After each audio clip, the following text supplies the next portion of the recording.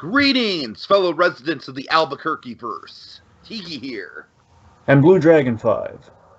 As we wait with bated breath for the final season of Better Call Saul, we thought we'd reminisce over the precursor to our favorite prequel series, Vince Gilligan's masterpiece, Breaking Bad.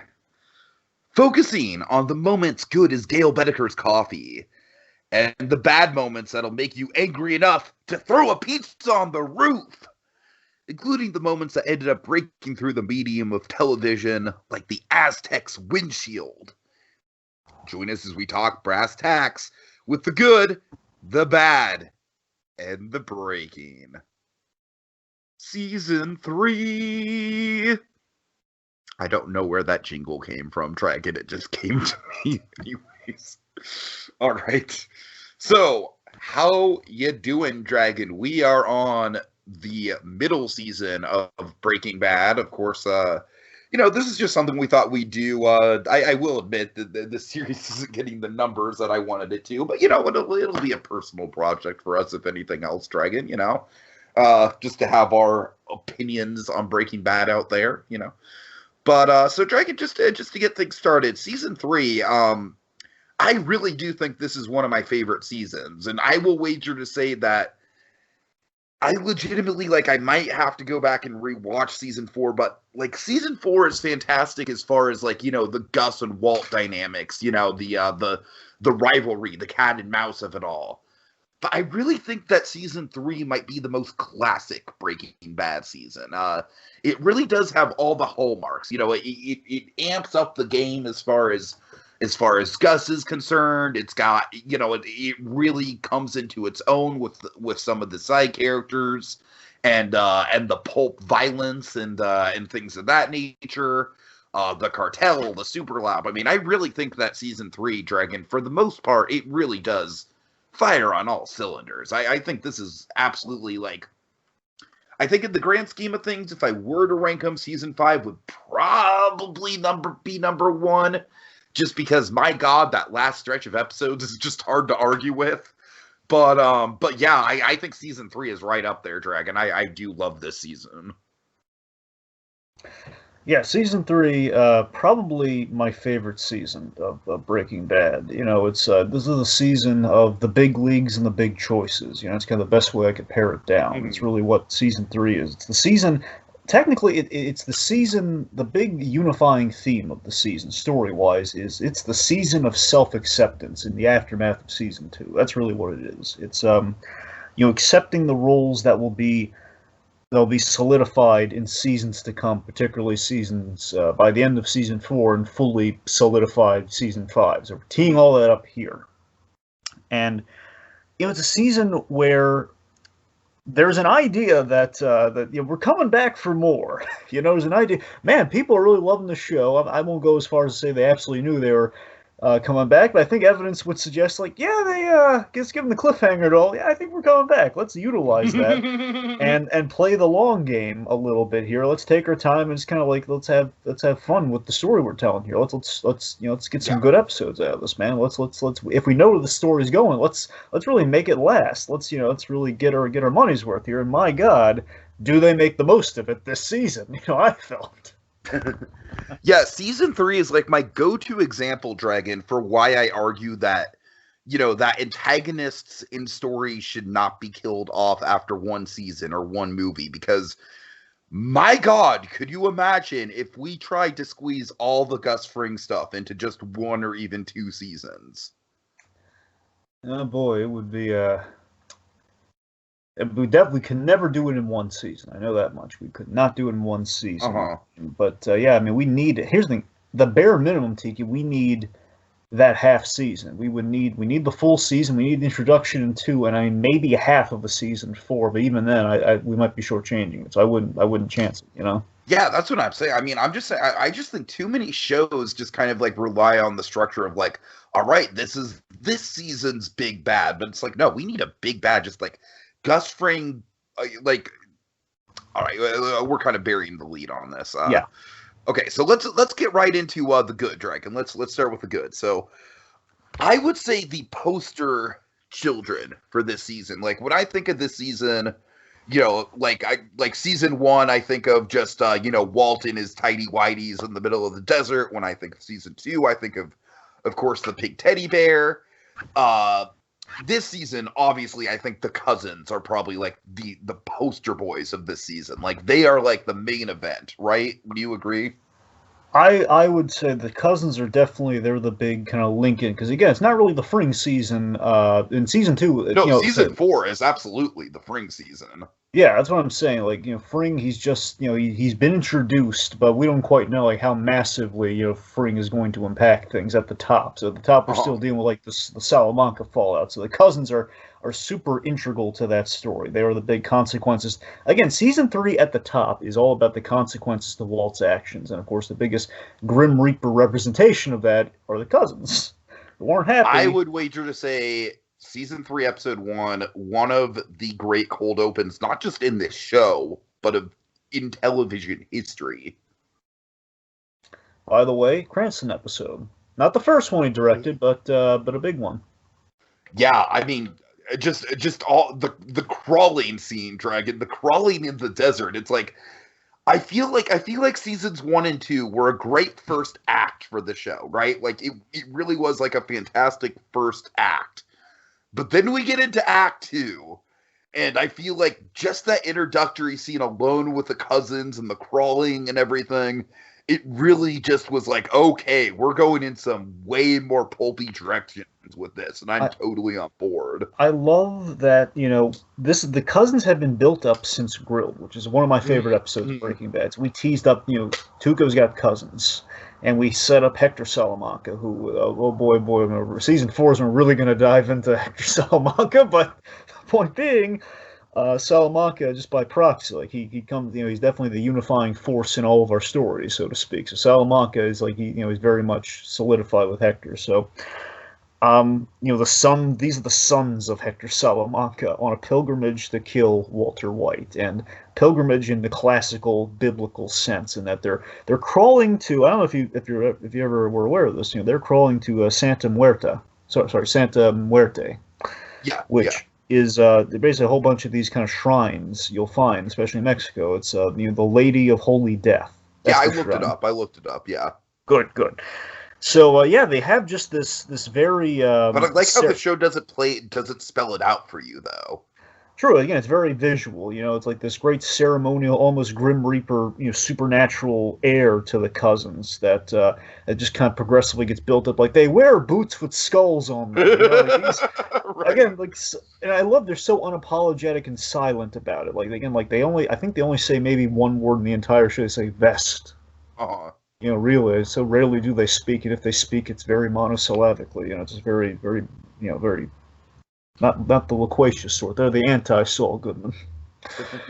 But yeah, so it's just I of course something we got to mention with the cousins right up front. One of the great ideas, and essentially the last episode, mainly the last episode of the cousins, at least with the two of them in the episode, let's say. We have the traumatizing lesson in the value of family with the flashback in 1 minute, which is which I just love that flashback so much. Just seeing, like, you know, Hector Salamanca's demented parenting style and showing them, hey, don't fight with your brother, but just taken to the nth degree. Like, hey, you want your brother dead for breaking your toy? Well, I'm gonna kill him. Yeah, I mean, it really is like, okay, that's exactly where they came from. Makes total sense. All right. And again, also Cranston directing that explosion too, which again, the MRT, that explosion, when they filmed that, that is an actual in-camera explosion. That ain't an effect. And I mean, those guys, like, they could feel the heat coming off. Like, some of them were technically hit by, like, some debris in the back of the head. Like, God. So that was, and of course, they caused this explosion, and I just love the logic here, the Albuquerque verse and how it works, which are really getting in play here definitely this season, where they have to cross the border, so they're crossing with other kind of hopefuls, you know, and crossing the border, and they get recognized and chatted up because of the boots, and the boots is instant recognition of cartel guy. So, oh well, now we gotta light them on fire. Yeah, right. Now we got to kill them with they're chopping people's heads off with axes. You know, the whole Tortuga thing. We flash back at that too. It's just it's great. Just the tense device of them coming, you know, for Walt and Walt has no idea. Like that bedroom scene, man. I love the fact that Walt is completely unaware. He's in the bathroom showering up and singing in the shower, and and they're just waiting on the bed for him with an axe. And I just love how close and unaware, like they're just missing each other like strangers in the night. And in real life, cousins are actual brothers. You can probably guess they are. They're actual, and they actually have somewhat of a. They have a real touching kind of Breaking Bad in real life story, so to speak. They got a really kind of tough background. They were actually kind of involved in some rough stuff, and through acting, they've kind of brightened their lives. It's really nice. And in real life, they're actually quite darlings in real life, apparently, on the set. I can imagine. Lovely gentlemen on the set. They love the show. They're nice. They're nice guys. Don't be afraid of them, folks. Dragon, I feel like in most occasions on set, the guy playing the actor. I mean, not every occasion. Looking at you, Jared Leto, but a lot of occasions, the guy playing the villain on set will be one of the most approachable people. They're wearing skulls on their boots, run the other way. But otherwise, they're probably in character shooting the scene. Outside of that, though, it's like, give them a, like say, hey, guys, Marco, Linnell, hey. Anyway. Yeah. All right, so of course we're gonna get to some breaking stuff with the characters a little later on, but let's transition into the Super Lab now for the good. Yeah, so the Super Lab, tremendous new set piece and big upgrade. I freaking love how one of the best storylines in the entirety of Better Call Saul comes from just the construction of this place. Oh yeah. But yeah, it's I mean, I would say the Super Lab might be the best set in all of the Albuquerque verse. I'd be inclined just as far as set design goes. Absolutely. Of course, like the color scheme, like the red floors and everything. Of course, red being we're going to get into this more next season, but the whole color theory of it all at play. So Oh yeah. But yeah, I mean, it's going to play close to one of my personal favorite episodes. We'll get there shortly. We will. But as I'm saying, it's just kind of this great. It's an upgrade from the RV, but with a cost, with a very some very big cost to it. We're in the big leagues now, which means, and the symbolic nature of, okay, we're in the big leagues. We got a super lab, lab being the operative word, as in we're in an actual building, not a tenement on wheels. So, we've taken the risk of a 4 days out dilemma off the table. We've taken the suspicion. We definitely see the top of that suspicion with this season of like, oh god, the RV, if spotted in an ill-fated place like it does this season, we could land in hot water. The cops could be on our tail, which is not good. So, I just love that, we've taken the risk out of it, but of course we're entering the big leagues, which of course is going to encumber a huge risk by season 4 of like, okay, well, you're in a super lab now, which means anything can happen. I mean, anything can happen. I mean, watch out for any unpacking devices around the area. Just use scissors. But even then, I would. Well, I don't know. Scissors arguably might be even more brutal. Better yet, use safety scissors. Anyway, so I love the seductive call of the Super Lab to Walt. One of my favorite parts of season 3, just Gus Fring taking Walt to the Super Lab before it's. I forget if it's. I think it's still in the boxes at this point. I can't remember if it's before or after the box cutter. Do you remember? Not off the top of my head, no. Well, I think it's all there, but it's not unpacked yet. So I'm pretty sure. Anyways, regardless, just the call, look at all the potential, the possibilities. It's all there, and it's that seductive call to Walt. It's like Walt's Wonderland, his dream come true of a proper refined lab and science. It's science mixed with crime. It's his dream. And of course, talk about the laundry location of it all. Tiki is the whole laundry, front. I mean, yeah, I definitely think it makes for of course, it's really suspenseful when Hank actually gets zeroes in on it. But at the time, it's very much like, no one would ever suspect this. It seems like the perfect front. Another thing that's not really talked about, the Super Lab, not only just a great location, also allows us, given all the montages we've seen. Now, to be fair, I'm not knocking those montages, but every time we've done the cooks in the RV, there's only so much you can really see of the process, where in the Super Lab, you can actually see how they do it. If you really think about it, they're pouring the giant things of foil in there, generally speaking, there's just more angles to shoot at, too. Yeah. You get the important part of the cook, the cinematic part of the cook, which is okay. We kind of do the whole, essentially, we do the rock candy thing at the end, where we pour it out and we break it up with a little a little back end of the scraper. It's how we do it. So speaking of montages, Dragon, maybe we should transition into that. Sure, sure. So yes, so the we've upgraded the montage has always been good in the Albuquerque verse, but season 3 is when we really take it to the next level. This is where we get really good and memorable with the montages. I feel. Any examples you want to start with? I mean, the big one we got to talk about Wendy. Oh my God! Oh, yeah. Dragon. I think this season definitely has the most consistently great cold opens. Oh yeah, which again we kind of start playing the long game with in season 2, but now we're a little bit more diverse and lumping in the montage aspect. Mm-hmm. Yeah. So yeah, Wendy is just fantastic, really great. I think my favorite cold open, maybe of the show, is One Taste and You'll Know. That's good. I love the samba with Gail and Walt cooking. Yeah, like you said, the lab in general just gives the show a lot of a lot of cinematic quality to the montages. Some of the most iconic montages of the show are just cooks in the super lab. Yeah, and just using Wendy as a simple example here, it's like we're conveying story with style. I think that's the biggest takeaway from what we're doing here, and it gets even better as it goes along. Next season, and everything we get tense openings and tenser montages. I don't think the openings get better next season. Well, I'm thinking more the montage. I'm thinking more like the montages also get tense, like where we're doing stuff frantically. We do a lot of frantic stuff, and we do have season 4 does have a really good opening. It's a really good tense one. So fair enough. There's a couple great openings in season 4, but by and large, I feel like it's the season with the least good cold opens. But we'll get there. Then we turn that around big time with season 5.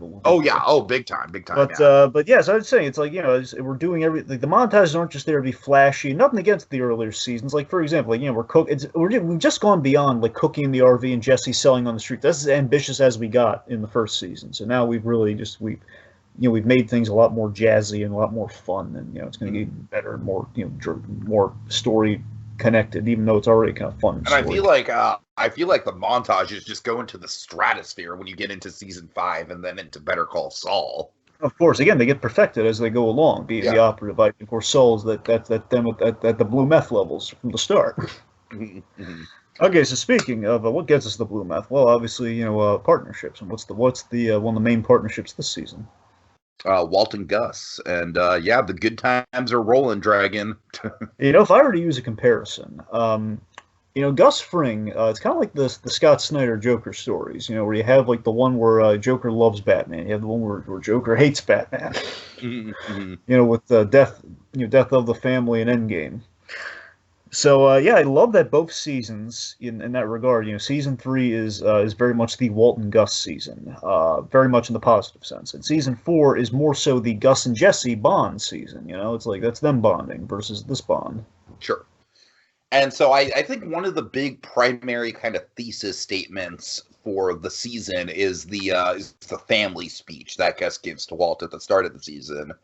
And right from the get-go, you can kind of tell that this is a relationship where it's like these two men respect each other a lot, but with Gus, there is like an air of manipulation. Because, of course, at the start of the season, like Walt is kind of checked out given the plane crash of it all. Like for an episode or two, he is, almost in, I don't want to say a fugue state of his own, but, he's kind of just sort of existing. Well, I'm going to stop you there because I really want to dig into that for a second. So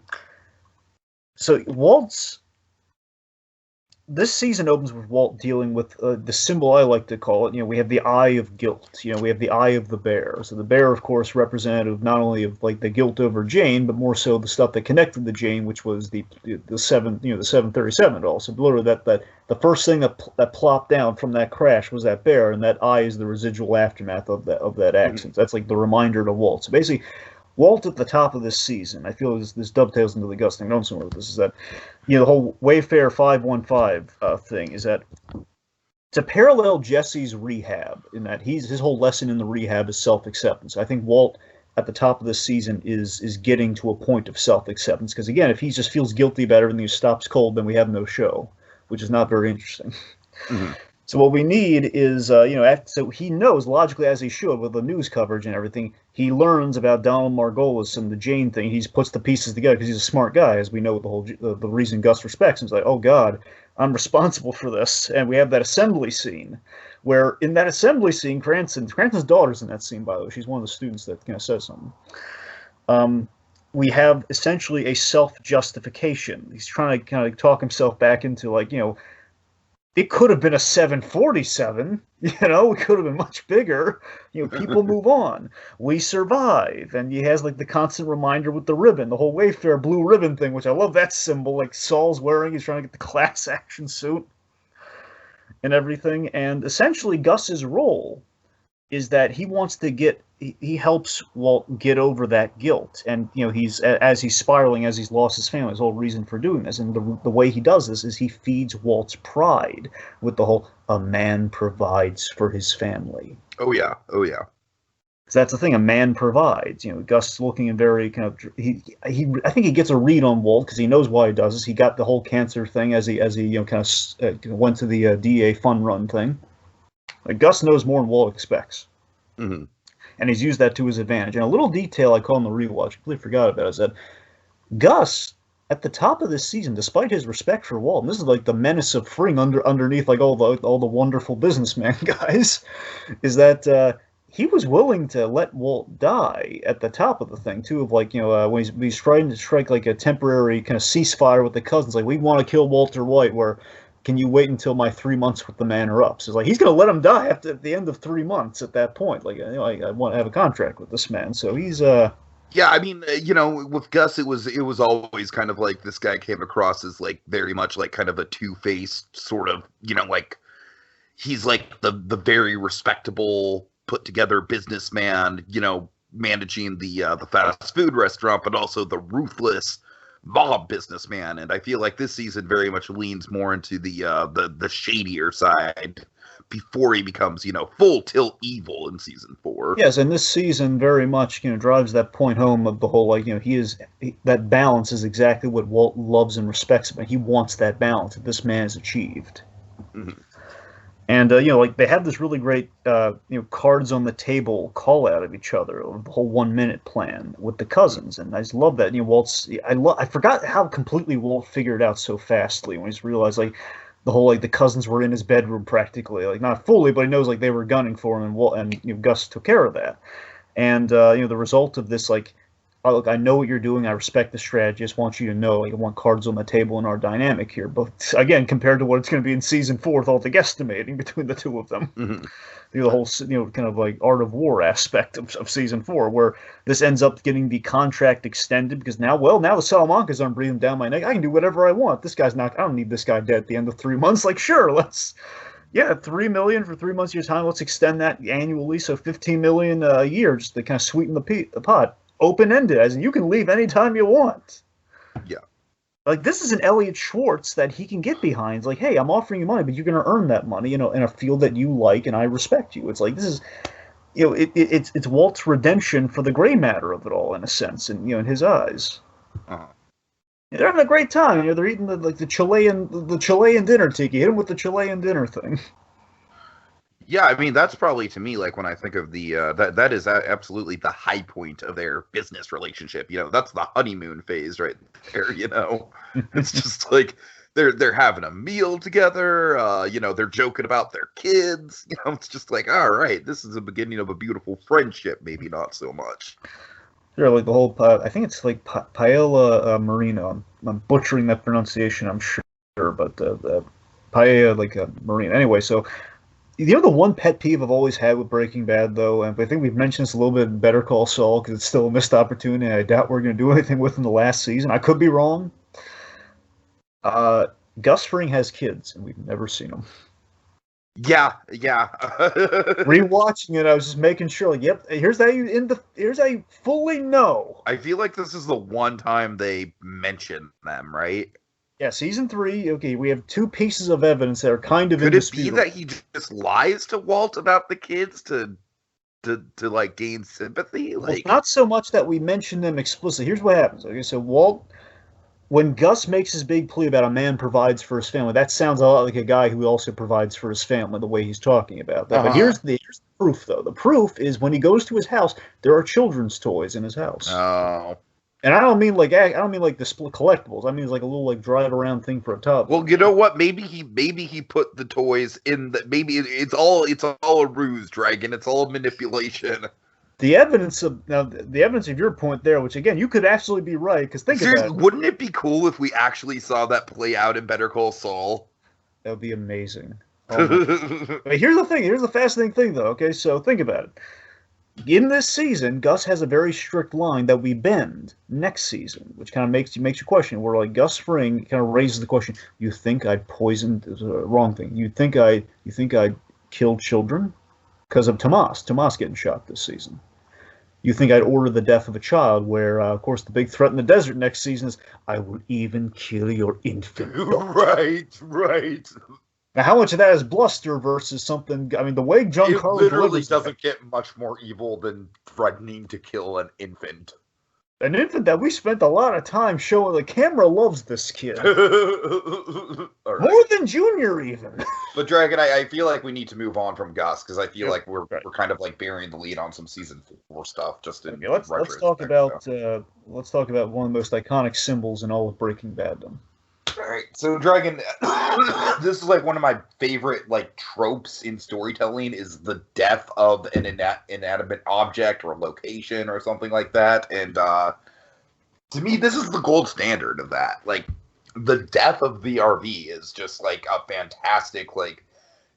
We spent 2 full seasons with the RV as a centerpiece of the show. I would say up until the point where it happens, 4 Days Out is probably the best episode of the show up until that point. So yeah, to kind of see it go out in a very symbolic blaze of glory amidst a sunset is definitely one of the more memorable images of the season. And you know what's really great about it too? Just that whole episode, but particularly once we re-enter the RV. Mm-hmm. That situation brought our feuding, because again, Walt and Jesse are very much on the outs at the top of this season. Because again, it's like we're at the end, we don't need to cook anymore. At least they think at the top, and they're both trying to repair themselves from the trauma of season 2, and Right. they are brought back together after their little feud in the form of kind of a classic 4 Days Out, desperate situation of like, oh god, Jesse foolishly has brought Hank to him, and they cannot leave this RV, and also, by the way, the RV, just to give it even more credit here, the RV, I would argue, saved Hank's character. The RV is when when he's hunting for the RV like his white whale. That's when Hank really improved. That's when Hank became smart. We're allowing him to smarten up, and also the whole Sunset Gambit of the whole Francesca saving the day part reminds us. Oh, there's always this sweet moment with Sunset where, oh, Hank loves Marie. It's just it's always this moment of like, seeing how worked up Hank got when, he heard Marie was in the hospital and it was not looking good. Like, that really always touched me with the Hank character. Maybe that was a bit of like me getting over like my Hank issues. Like, oh, he loves his wife. Isn't that nice? But yeah, you're right though. It's a huge. Also introduces Old Joe, played by the wonderful Larry Hankin, great character. Oh yeah, actor. I forgot that was his introduction. Yeah. Yeah, I know Larry Hankin. It's crazy how much mileage they've been able to get out of that character. Even in El Camino. Yeah. Yeah, big time in season 5, obviously. Uh-huh. Yeah, Larry Hankin. He played the actor Kramer in Seinfeld, and they did try to make the show into a show within a show. And he was actually considered for Kramer in the beginnings. That's the gag. That sounds delightful. It is. Season 4 of Seinfeld. If you're ever curious, season 4 of Seinfeld's the one where they're trying to make the show within the show. Okay, Dragon, I'm curious. I think I probably brought this up with you. I The rickshaw thing? Yeah, the rickshaw thing. We already talked about the rickshaw thing. But that was a thing that, like, you would remember even if I didn't point it out to you, right? Yeah. Okay. Anyways. But yeah, Oh, so good old Jonathan Penner. Anyways, oh sorry, go yeah, so ahead. the death of the RV. It's the death of simplicity and status quo, and I love the montage, basically the sequence of the silent death of the RV being crushed as the sun sets, and the fact that Walt, before he walked out of there, the thing that kind of got Walt in the end is that he was trapped in an RV because he took a moment to be a little nostalgic for it. He's looking around like the Funyuns and everything, and it's like the whole combo through line too. Combo gets us this RV. This RV is the ultimate center point of the whole thing. The RV and the Aztec are the symbols of Walter White the man, and when we get rid of both of them, where are we? We're in Yeah. Heisenberg country. All right. Dragon, Heisenberg is bad. Let's talk about the bad. That was a really sloppy transition. Yeah, let's go to Belize. Let's talk the options, the bad options. All right. Oh boy. Okay, so Dragon, let's see. So I promise you folks, this is the last season we're going to talk about Skylar, but IFT happens this season, so we kind of have to talk about her in the bad category. Okay, so yeah. Oh boy. So should I do the lead up to IFT, or should we just jump right into the indefensible IFT? Oh, I don't think we even need to do the build up, Dragon. I feel like it's been building up through like all of season 2. Like, I mean, let's just talk the aftermath because yeah, it's right. Not one of the better moments of the show. So the pettiest action by far that Skylar is like the equivalent to the silent treatment game of season 2 is IFT, where basically, so she's, to be very clear, and this is mainly my build-up was going to be about the whole state of the marriage at this point. Okay. Skylar, in her defense, I'm much more sympathetic towards this season compared to last season because she is trying to protect her children. The problem is that she's not pulling the trigger on it, and we kind of call it out in the show, but I think I narrowed down what exactly the writing problem is that there is a hypocrisy that she wants to protect her family, and to do that she would just need to say the truth, like tell Walter Jr. what's going on, like and loop everyone in, like don't go without anything held back. I know the show would be over, but the fact is, like, yeah, my husband's a drug dealer. Like literally the lawyer calls around how stupid this is. Then why are you staying with this man? What's wrong with you? Mm-hmm. And the thing is that she does something really petty in that she cheats on Walt while she's married just to spite him because she kind of has no moves. Because she wants to be the good guy in the parental relationship, which is an impossibility the way things are laid out. As she's like, send the kids over to Hank and Marie because I don't want the kids near Walt for reasons. I can't tell you. I mean, you have to accept that. Like, you're not even going to tell me why I'm feeding your kids in my house? It's like, nope. Yeah, I mean, I just feel like it is the spite thing that really like gets at the heart of why IFT isn't great, but I don't know, with IFT I just is the fact that it does come back around with crawl space. So I don't know, I can't hate it entirely just because of the crawl space thing. Yeah, I mean, I don't mind that she, like, while they're on the outs necessarily, she has a thing with Ted. What bothers me is the fact that it's purely like, hey, we're not officially divorced, and I just did this to spite you. It's a rubbing it in his face thing. That's the problem. Yeah, and to be fair, again, the missing piece of all this, I felt might have fixed this problem for me. Is the whole, like, I think I would have been more on Skylar's side if she pointed out the very big, arrow in her quiver here, is that, hey, she brings up very fleetingly in season 4 as like kind of like another like extra screw you, but like here would have been actually a proper story point of like, hey, you turned down free money from the Schwartz from the Schwartz family in lieu of for drugs, for the whole drug enterprise. Like if she just mentioned that at all this season to him, I don't know, I think that might have saved it, Mm-hmm. All right. Because that's the one thing that Sky would have bailed Skylar out, I felt, if she pointed that out. Yeah. Right. Anyway, but again, in her favor, though, the big thing that kind of we do majorly in season 4, we tee it up here, just to kind of give her some credit where credit's due, the laser tag car wash thing. She makes the very smart observation, hey, Laser tag for Walt, just because he's a scientist doesn't mean he likes lasers. So I don't know how else to tell you that. It's a great moment. It's like that's Skylar's saving moment. That's going to be a lightning rod for the good stuff in season 4. Where her Saul Goodman interactions are hilarious, and they really they're really kind of smarten her up there. Okay. All right, Dragon. I also just I feel like we're kind of like I feel like this is just kind of dragging in the pacing. So let's kind of just try and pick up the pace a little bit. All right. Right. Because we're like halfway through. We haven't like I don't know. I just don't want this to go over an hour. Anyways, so yeah, let's transition into the Walter Jr. angst. I'm like I said, Dragon. I'm not a big fan of Walter Jr. like really at all until we get to season 5. With the exception of like one cold open from season 4. But yeah, this is probably him at his worst.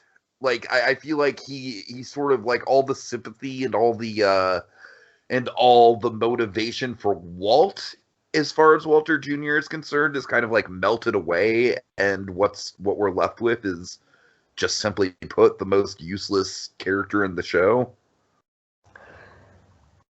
Yeah, I feel it's kind of this logical thing we have to address, but it's not great. The whole Skylar situation puts us in a position of, okay, so Junior's justifiably upset by why are we locking out Dad? He's a good man. He's also recovering from cancer. We saved him, man. Let's celebrate that. Like, no, yeah, he's a bad man for reasons I can't tell you. And then of course that brings out the angsty side of Walt, which again justified but still dumb. The whole stop calling me Flynn. My name's Walter Jr. Well.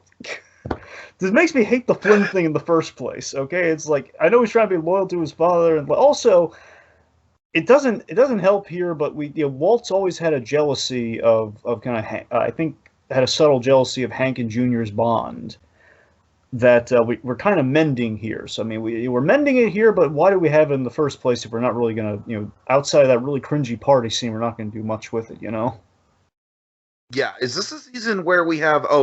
You mentioned the party scene. Is that the pool scene? Yeah, the pool scene from last season. Yeah, that was last season. That's what we mainly did it there. What I'm saying is we don't have much of a. It's like Junior likes his father now, so we've downplayed the Hank thing, and Hank obviously gets gravely injured, so we can kind of foist away that plot point. Sure. No, I want to be clear. The Walter Jr. angst, it's a more of a nitpick than an actual problem. Skylar very passive aggressively sleeping with Ted Beneke, that's a problem.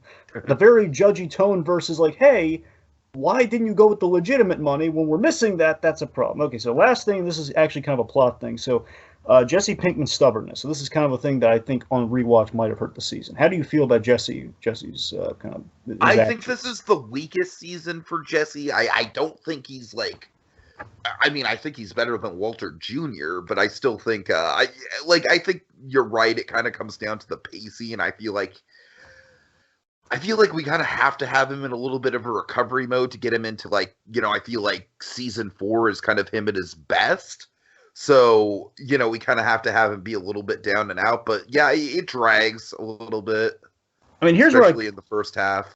Here's where I come down on it. So, Jesse's arc this season, I feel, is great, given the setup and the payoff. But it's yeah, absolutely the payoff, for sure, yeah. Just the arc getting there is so bumpy, especially towards the front end. We have, this season, by the way, one of our Bates Motel alumni is in this season, Jerry Burns.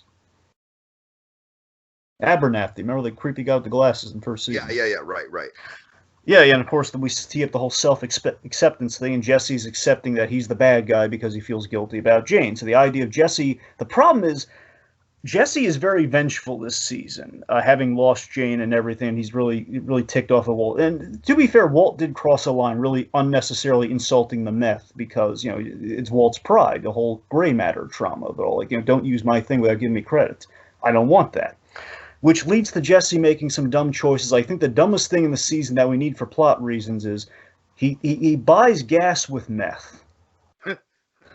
Right. And literally Hank is on to him because of that reason. I mean, that's what I'm talking about. So Jesse, he makes some over the top, we overemphasize Jesse's foolishness a couple times this season. One with the meth for gas, and the other thing being, I feel so bad for poor Gail Bedecker because Because Gale, he's like this really awesome coffee setup, which I love. I love what we do with that is like a reminder of Gale when he's gone next season with the coffee thing, and poor Gale who loves chemistry. He's the young, he's the young, happy-go-lucky, optimistic Walter White. It's like Walter White's dream of a student versus the reality of Jesse Pinkman, and Jesse just comes in.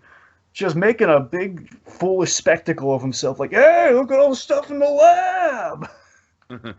And Gale's like, Gale, we're gonna let you go because Gale made a very small mistake that Walt had to get in there is to give reason to fire Gale, which is like, oh, this is Jesse is driving the knife in there, so that and Jesse just doesn't seem to grasp the danger of skimming the meth from Gus Fring, where we know Gus has killed the cousins. Essentially, this is very. It's like Jesse he's very stubborn in that regard. So, that's what it is. All right, let's get into the breaking. The pizza toss, I feel like we can go by quick. It's more of a meme than anything else. But it's a 1 in a million shot. That's the cool right. thing about it. Like, that was one take, literally. The first take landed on the roof. You can kind of see Cranston kind of like registered for a second. Like, oh my God, landed on the roof perfectly. And Benicio. I just feel bad for the old woman who owns that house, man. That's the thing that I think of every time I think of the pizza. In a perfect world, I know it's a very dumb, naive thought. But I like to think everyone listened to those interviews and those Better Call Saul commentaries, like Jonathan Banks threatening, like if you like buckshot in the rear, like don't don't throw pizzas on that poor. Like they made genuine pleas like for fans to not throw pizzas on the poor lady's roof. Where I'd like to think that would have stuck, and that lady doesn't have to worry about that anymore. It's a real shame. But it's a cool shot, and of course the symbolic nature of it. Of course, it's Walt's low point, just symbolized like he's trying to be civil with the family, and he's like, she could have taken the pizza. What's wrong with her even just taking the pizza, putting it in the fridge? Just that's to shut it down completely. Come on. Right, so we have the 1 minute parking lot climax. I would say up until that point, it is easily the best scene in the show, the best standalone scene for sure. I would say maybe by a country mile, honestly. Like, I feel like that one scene kind of like elevates the whole show into like prestige TV.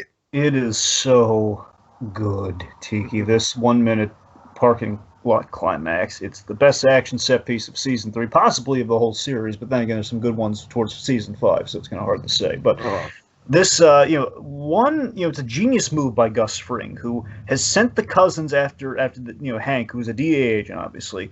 We take the Salamancas off the board finally, which Better Call Saul is all predicate. Like Gus, try as he may, he can't get the Salamancas to stay quiet or stay away. He just can't do it. So this episode, he finally achieves it, he absorbs the territory, becomes really powerful, and literally at the end of this episode, because of this, he takes out Bolsa, man. He takes out, his superior to avoid word getting to Don Eladio. This is really big. This is the tide that raises all ships, this plan, Yeah, it's definitely like the predecessor to the Mexico trip in season 4, for sure. I love the payoff to the buildup of the cousins. This whole episode, like we open with the flashback, we end with with the demise, and also, by the way, I feel this is so wonderfully planned out.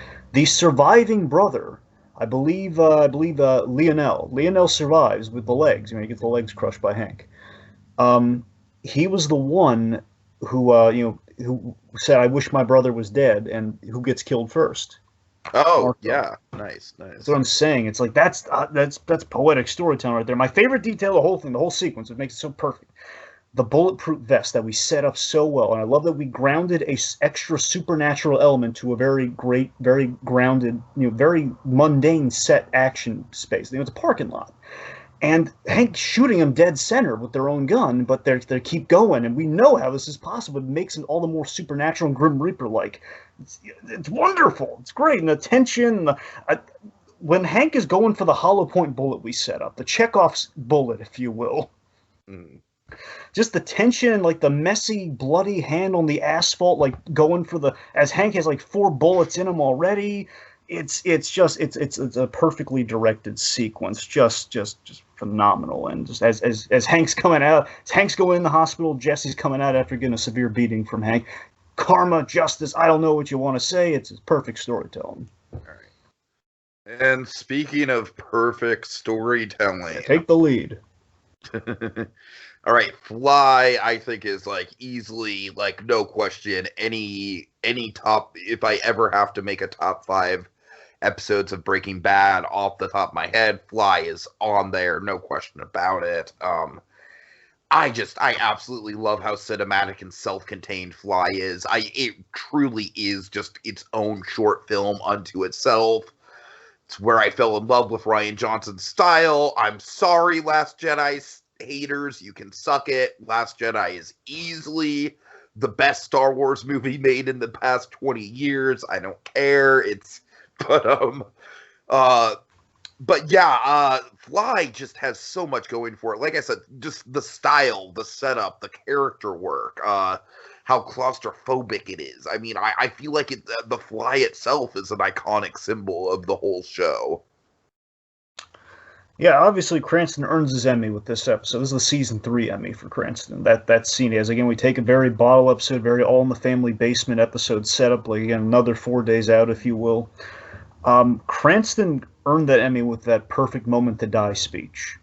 You know, and again, it is Walter White's fate put in perspective that he's a dying man any way you slice it. It's the question, when would he die? So I just love him kind of facing that down. We have the Jane tension in the scene, that powerful "I'm sorry" coming from about Jane, like when Jesse's up on the ladder, like, you know, I'm sorry, and just Jesse doesn't get why he's sorry, and it's like, oh.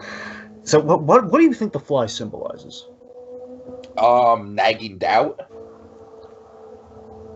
That's good. That's good. I was thinking paranoia, but yeah. Like, I would say it symbolizes, like, the nagging doubt in Walt's head that what he's doing for the right reasons. You know, I have a dumb reach for the Fly thing. Yeah.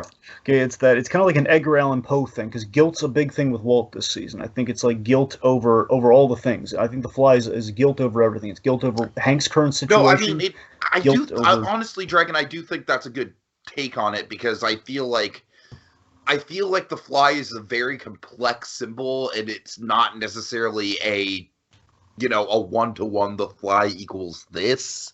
You know what I mean? Yeah, but here's the reach, though.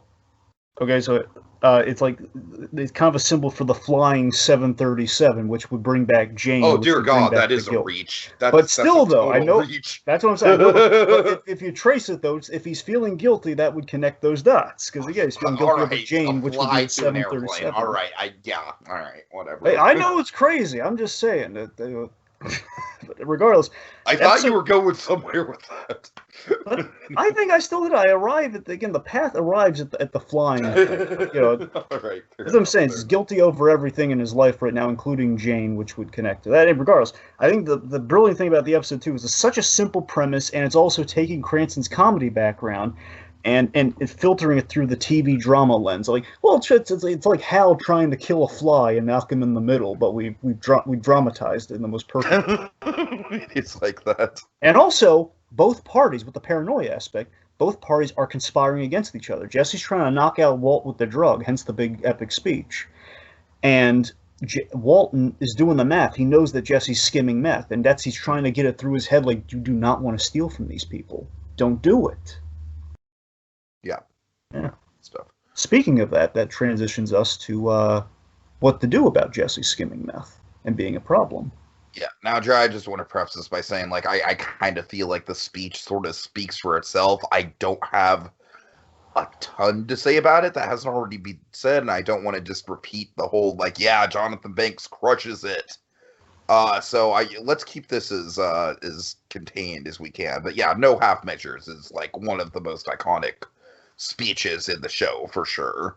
Yeah, Mike, just on the whole, with Mike, we use him very, very sparingly, very effectively in scenes like No Half Measures, and also it's the Shed. I love the balloon scene, and of course we get in Kaylee this season. That's really big. And the reason I want to bring it up is that the moment when Kaylee entered the fray, when we saw Mike hanging out with Kaylee and doing stuff like that, and like, you know, Mike in that scene, like, oh, I got a granddaughter of my own like that.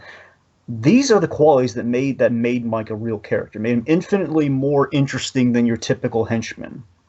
or your typical, gunman. That's what made Mike a character, and that's, of course, that speech basically solidified that beyond compare. This is a guy who's been around, knows what he's doing, and basically it's the smart story observation of the season that, if you think about it, we don't need Jesse Pinkman anymore. If Walt has a super lab and he has all the materials he ever needs, and Jesse is such the screw up, why the heck does he need him? So Jesse has outlived his usefulness, but it's the new gray matter crossroad of the season of, why is Walt doing this? Well, why does he make this choice? He makes this choice because of the loyalty and the preference of Jesse, that he likes the kid. That deep down there's a bond there. Mm-hmm. That's why he does it. All right. Yeah, great moment. Okay, and that leads directly into Run. Yeah, so this is our full circle combo payoff. So, combo is it's so shocking how important combo is, like the member of Jesse's crew that gets killed. How every effective. Part of the Buffalo Dragon, every part of the Buffalo. Well, I love the Albuquerque verse, man. They eat that buffalo, man. Uh-huh. But this is the payoff of Jesse's loyalty and his weakness for kids, like the two defining character aspects of Jesse Pinkman. This motivates, especially that latter one is going to become like super duper important to his whole character moving forward. Speaking of which, we introduce Andrea and Brock. I feel like Andrea is really where Jesse's story starts to come alive in this season. I agree. Yeah. Excuse me. Yeah. All right, that's it? Well, no, it's also Jesse falls off the wagon, hyping himself up to basically protect Andrea and Brock, because, again, her brother, Tomas, was the kid that killed Combo, which, again, just the small world aspect of Albuquerque also comes alive with moments like this. Oh, yeah. And Walt makes a big choice. Like, he's finally gotten his family back after everything he went through this season with, like, these arranged, like, the dinners and visitation and everything. So it's like, he sees it on the news. You make a choice right now. Jesse, just let him fail on his own devices and get killed by Gus just effectively, or you save him. So it's like your family or the family within criminality you have with Jesse Pinkman. And very interestingly, just given the Heisenberg destiny of it all, he picks Jesse, and it leads to like an awesome save for the ages with the Aztec crushing these guys and like shoots a man. Run. It's like, yes. Yeah, it was one of the great cliffhangers in TV. And then it was followed the week afterwards with an even bigger cliffhanger. Oh, yes. Dragon, this is one of those, like, it's up there with, like, like Lost Season 3 with the flash forward and Lost, where it's like, I just vividly remember exactly where I was and exactly my emotions when I saw that cliffhanger. And oh my God, I fell out of my chair, Dragon. Absolutely. And it's weird because it's technically such a non-cliffhanger if you really think about it, but you're so engrossed by it, right? Like, how is it a non-cliffhanger? Well, no, what I mean is, like, obviously he shoots him, the gun goes off, and then we crash. Yeah, the cliffhanger is not the gun going off. It's not if Gale lives or dies, and I love that Vince Gilligan, like, he literally had to clarify that because people were dummies and they were like, oh my God, is Gale dead? It's like Vince Gilligan is like, yeah, Gale is dead. That's not what you should be taking away from I know, that. That's what I mean, T. That's what I'm trying to connect. There's you're right. You're absolutely right. That's why it's like a non-cliffhanger in that regard. It's like it's a non-obvious cliffhanger. No, but I'm saying like the actual situation that Walt is in is a hell of a cliffhanger, though. You're right about that, unequivocally. And also, just Jesse now. Jesse's become a murderer. This is huge. And he's killed an innocent. It's not just like, like he's killed the beetle. He's killed like the little beetle, almost. He's killed the fly. Jesse killed the fly, and it's like, they literally took the old saying, wouldn't harm a fly. Oh, yeah. And we've actualized it. Gebettiker was the fly after all. Yeah, that's a good point. But sure. I just love how clever Walt was getting leverage and survival. And this is going to be the huge defining aspect of season 4. Jesse's become the bad guy. And we're going to see how he settles into that role in season 4. And he's used the gun again. We've always set up that Jesse's incompetent with the gun, but he actually uses it very competently. And also just given the how far we've gone with Mike and Better Call Saul and setting this up. Remember all the stuff he's gone through with Werner. Mm-hmm. The whole, yeah. The other kind of reminder of no half measures, and also not getting close with these guys. Mike and Walt kind of had a little bit of a bond going on in season 3, which completely goes out the window by season 4, definitely by season Yeah, 5. yeah. But it's the fact that he gave Walt just a sliver of humanity, of like, okay, call Pinkman, I'll give you that. Maybe something will happen. Of course, in doing that little Werner-like gesture that he would never do now, it's that was Mike's downfall, and that leads to the chaos of season 4. Okay. And on that note, Dragon, let's wrap things up with some final thoughts. So yeah, I mean, my God, talking through it, man, I feel like maybe the first few episodes outside of the stuff with the cousins is a little slow, but like other than that, this season is perfection, man. I mean, the latter half of this season, basically everything from Sunset onwards is just absolutely top caliber, and I'll just end things off with like a back of the DVD quote, Dragon. This is a season that made this show go from cult classic to just like absolute prestige TV. Yeah. Final thoughts from me. I really like season 3. Just to kind of get in there, it's really nice to see things go well between Walt and Gus Fring for a while. I mean, they're having dinner with each other. There's there's a nice reassurance to the visits. Like he's cutting across off the sandwiches, going to work at the Happy Meth Lab. It's kind of nice. God, I've always given the whole series as a whole, I just loves there's like little sliver of things going well for Walt before Jesse kind of like is a cog in the wheel. He's like like a wrench in things for him. Yeah. But I've always felt this season. You and I have had this conversation so many times. I've always felt this gets swept under the rug in favor of the tension-filled aspect of season 4. And look, people like season 4 by all means, but it's always like seasons 3 and 5 are usually more the go-tos than 4. But 4 was the big, like, everyone on the edge of their seat, so it got all the attention. This season is the turning point. This is the turning point, also as the kind of the grand midpoint, if you will. It's Walt and Jesse settling into their destinies as the Enterprise, turns to like this war with the cartel and everything, and we're just getting started. All right. So, sorry, give me 1 second. But screwed that up.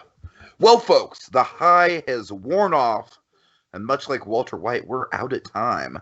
But have an A1 day in the land of enchantment until the next visit to the Albuquerque verse, when we talk about the good, the bad, and the breaking. Lasers.